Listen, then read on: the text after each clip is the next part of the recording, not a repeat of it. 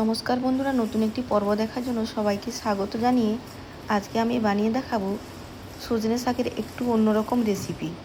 এই সজনে শাক একটু তেতো লাগে বলে অনেকে খেতে চান না, তবে এভাবে যদি একটু রান্না করে দেন দেখবেন ছোট থেকে বড় সবাই কিন্তু খেতে পছন্দ করবে। তাহলে চলুন বেশি দেরি না করে রেসিপিটা শুরু করা যাক। এই সজনে শাকগুলো আমি বাজার থেকে কিনে নিয়ে এসেছি। এবার সজনে শাকগুলোকে আমি ভালো করে পরিষ্কার করে নেব। ভালো করে পরিষ্কার করে নেওয়ার পরে এই শাকগুলোকে ডাঁটার অংশ থেকে কেটে নিতে হবে। শুধু পাতার অংশটা নেব আর ডাঁটার অংশগুলোকে আমি বেছে ফেলে দেব। ঠিক আমি যেভাবে নিচ্ছি ঠিক ওভাবে করে নিতে হবে। এইভাবে আমি সমস্ত শাকগুলোকে বেছে একটা ছিদ্রযুক্ত প্লেটে তুলে নেব। সমস্ত শাকগুলো আমার বাছা হয়ে গেছে। দেখুন এইভাবে আমি সমস্ত শাকগুলোকে বেছে নিয়েছি। এরপরে এই শাকগুলোকে আমি ছোট ছোট করে একদম কেটে নেব। যতটা ছোট করে কাটা যায় ঠিক সেভাবেই কেটে নিতে হবে। একদম ছোট করে কেটে নিয়েছি। এবার এই শাকটাকে আমি ভালো করে ধুয়ে নেব। এরপরে আমি একটা আগে থেকে আলু ছাড়িয়ে রেখেছিলাম, সেই আলুটাকে এবার আমি ছোট ছোট করে পিস পিস করে কেটে নিচ্ছি। প্রথমে আলুটাকে আমি দুভাগ করে নিলাম, তার এক ভাগ নিয়ে আবার সেটাকে দুভাগ করে পিস পিস করে কেটে নিচ্ছি। এবার উপর দিয়ে আর একটা ফাঁক দিয়ে দিচ্ছি। দেখুন আলুগুলো কেমন ছোট ছোট পিস পিস করে হয়ে গেছে। এইভাবে আমি সমস্ত আলুগুলো কেটে নিয়েছি। এবার আলুগুলোকে একটা বাটিতে তুলে নিলাম। এবার এই আলুগুলোকে ভালো করে ধুয়ে পরিষ্কার করে নিয়ে আসছি। এদিকে একটা মশলা তৈরি করে নেব। সেই জন্য গ্যাসের উপরে একটা প্যান বসিয়ে দিলাম। প্যানটা গরম হওয়ার পরে দিয়ে দিলাম ঝালের জন্য 4টে শুকনো লঙ্কা। এবার শুকনো লঙ্কাটাকে একটু ভালো করে নেড়ে নিলাম। এটা নাড়ার পরে একটু ভাজা হওয়ার পরে দিয়ে দিলাম তিল। 1.5 চামচের মতো তিলটা দিয়ে তিলটাকে আমি আবার নেড়ে ওটাকে একটু ভেজে নিলাম। তারপরে দিয়ে দিলাম 1 চামচের মতো জিরে গুঁড়ো দিয়ে সমস্ত কিছুকে ভালো করে নেড়ে চেড়ে ভেজে নিতে হবে। যতক্ষণ না এর মধ্যে থেকে একটা সুন্দর একটা হালকা গন্ধ বেরোচ্ছে ততক্ষণ পর্যন্ত ভাজতে হবে। এবার এদিকে মশলাটা আমার ভাজা হয়ে গেছে। মশলাটাকে নামিয়ে নিলাম, একটা প্লেটে ট্রান্সফার করে নিচ্ছি। এবার ঠান্ডা করে একটা মশলা তৈরি করে নিয়ে আসছি। এদিকে মশলাটা আমার তৈরি হয়ে গেছে। এটাকে সরিয়ে রেখে আগে থেকে গ্যাসের উপরে একটা কড়াই বসাচ্ছিল। কড়াইটা গরম হওয়ার পরে দিয়ে দিলাম পরিমাণ মতো সরষের তেল।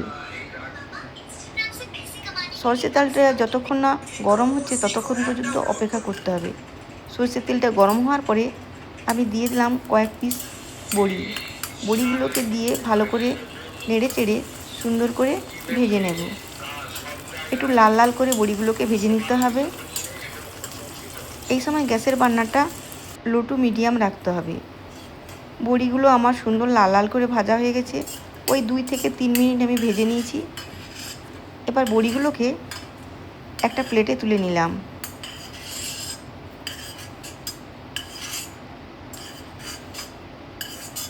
এরপরে ওই তেলেই আমি দিয়ে দেব কেটে রাখা আলুগুলো। কেটে রাখা আলুগুলো জল ঝরিয়ে নিয়েছি। এবার কড়াইতে দিয়ে ভালো করে নেড়ে চেড়ে নিচ্ছি যাতে তেলের সঙ্গে ভালো করে মিশে যায়।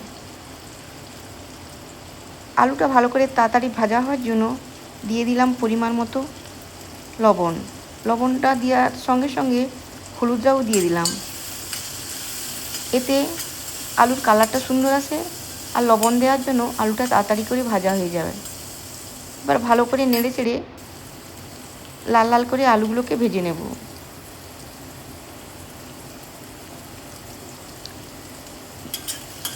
আলুগুলো আমার লাল লাল করে ভাজা হয়ে গেছে। এবার ধুয়ে রাখা শাকগুলোকে দিয়ে দিচ্ছি।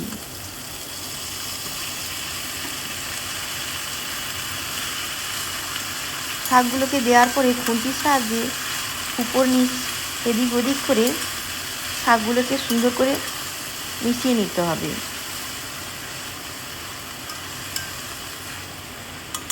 একটু বেশি সময় নাড়লেই দেখতে পাওয়া যাবে যে শাকটা অনেকটা কমে গেছে। এরপরে আমি দিয়ে দিলাম পরিমাণ মতো লবণ, আর কালারের জন্য দিয়ে দেব সামান্য পরিমাণ হলুদ। আগে যেহেতু আলুতে লবণ হলুদ দেওয়া ছিল, সেই জন্য আমি লবণ হলুদটা খুব বেশি পরিমাণে দিলাম না।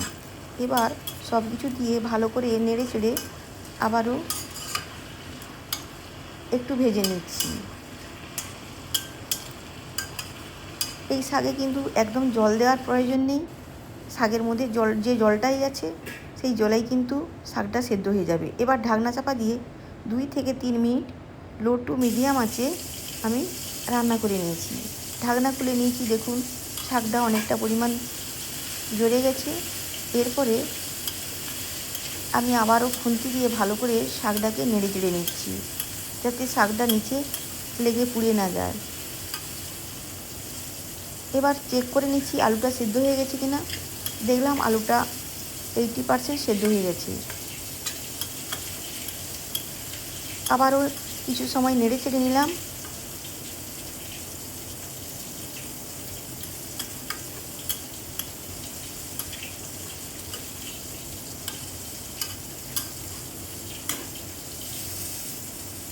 এরপরে শাকটাকে আমি নামিয়ে রাখবো।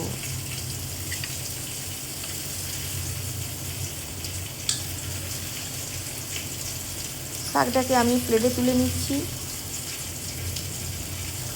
শাকটা তুলে নেওয়ার পরে আমি কড়াইটাকে আবার ভালো করে ধুয়ে পরিষ্কার করে নিয়ে আসছি। কড়াইটাকে আমি ধুয়ে নিয়ে এসে গ্যাসের উপরে বসিয়ে দিয়েছি, বার্নারটা জ্বেলে দিয়েছি। এবার তেল দিয়ে দিলাম। তেলটা গরম হওয়ার পরে দিয়ে দিলাম 5 ফোড়ন। 5 ফোড়নটা ভাজা হওয়ার পরে সুন্দর একটা স্মেল বেরোতেই দিয়ে দিলাম গোটা 3 কাঁচা লঙ্কা আর কয়েক কোয়া কুচানো রসুন। রসুনটা একটু লাল হয়ে গেলে এবার ওতে দিয়ে দেব কুচনো পেঁয়াজ।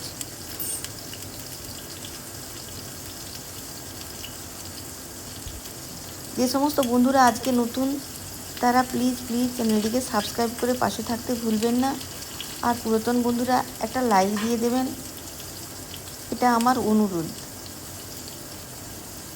পেঁয়াজটা লঙ্কাটা ভাজা হয়ে গেছে।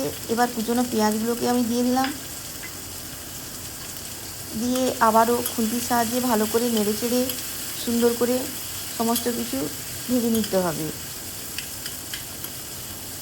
পেঁয়াজগুলো একটু ভাজা হয়ে গেলেই এরপরে আমি সেদ্ধ করে রাখা শাকটাকে দিয়ে দেব। এই পর্যায়ে আমি দিয়ে দিলাম সামান্য পরিমাণ হলুদের গুঁড়ো। খুব কম পরিমাণে হলুদের গুঁড়ো দিয়েছি, কারণ সমস্ত কিছুতেও আমার হলুদ দেওয়া ছিল।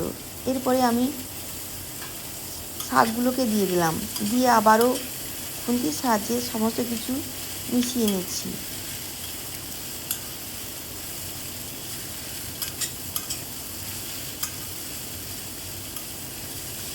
এইভাবে কিছু সময় ধরে শাকটাকে ভেজে নিতে হবে।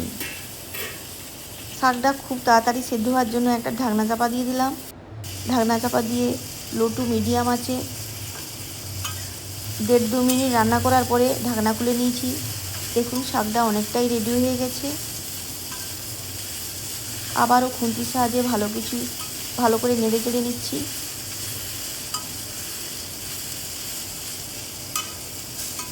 এইভাবে শাকের জলটাকে শুকনো করে নিতে হবে।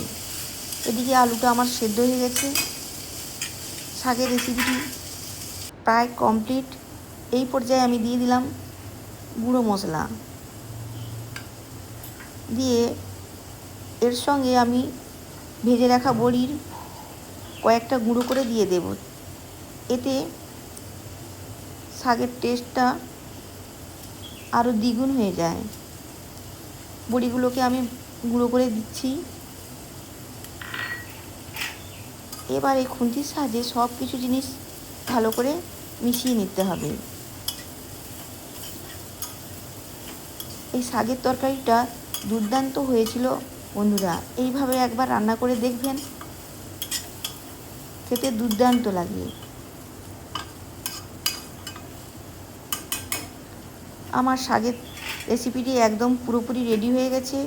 একটা ঢাকনা চাপা দিয়ে দিলাম আর গ্যাসের বার্নারটা এদিকে অফ করে দিলাম।